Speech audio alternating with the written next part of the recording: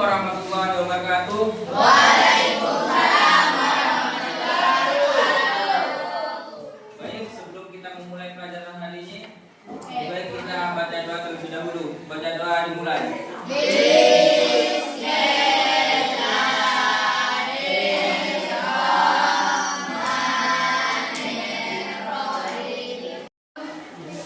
Baiklah, sebelum memulai pelajaran, kakak absen terlebih dahulu. Kalau namanya disebutkan, bilang hadir ya. Oke. Ahmad Niki Alfiansa. Ya, Pak. Ahmad Rehan. Ya, Pak. Ahmad Goki Firbiansa.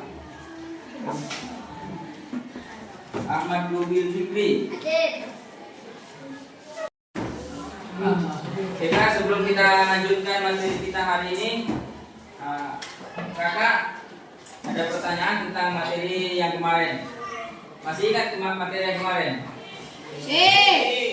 Yaitu tentang macam-macam media. Di sini kalau kakak beri pertanyaan, tolong jawab ya. Kalau yang paham, apa itu media cetak? Yuk, kalau ada yang mau jawab, acungkan tangan. Jangan silakan. Media cetak adalah merupakan satu dokumen yang berhasil dan saling berhubungan. Ya betul, tepuk tangan dulu.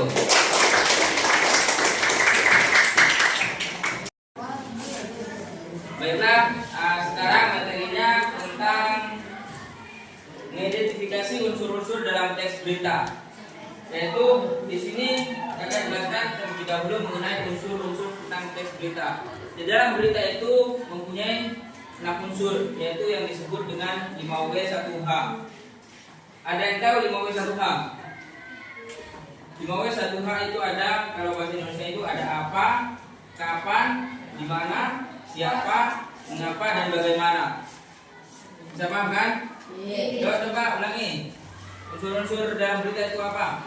Kapan, di mana, bagaimana, siapa, dan mengapa. Paham kan? Ya baik.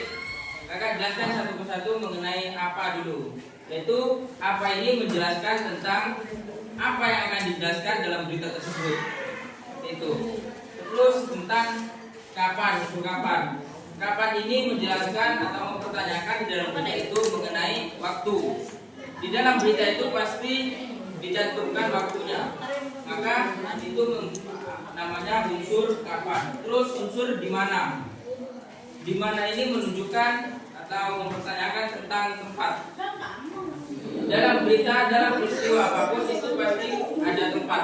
Yaitu di dalam berita dijelaskan tentang titik mengenai tempatnya. Terus ada unsur siapa.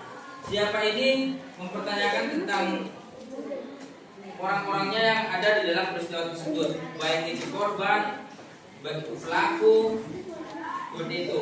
Terus mengenai bagaimana.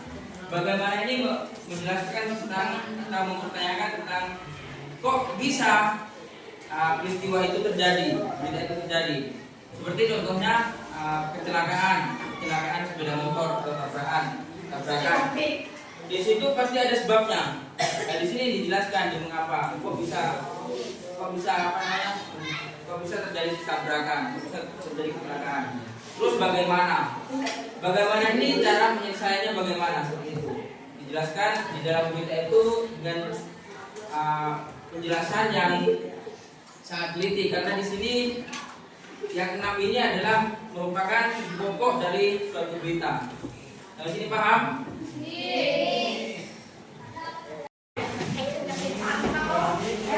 Sampai sini paham teman-teman mengenai unsur-unsur dalam berita? Baik, kalau sudah paham semua kakak tunjuk untuk menjelaskan, untuk menyebutkan lagi unsur-unsur dalam berita. Kamu, apa unsur-unsur dalam berita apa saja?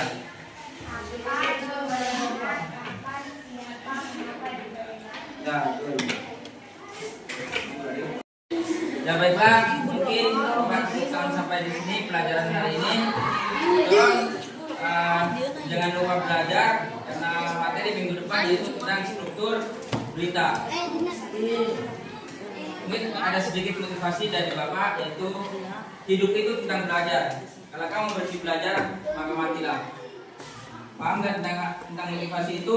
Hidup ini tentang belajar. Yaitu orang adalah guru, tempat adalah sekolah. Maka dimanapun teman-teman berada, itu adalah teman belajar. Seperti itu.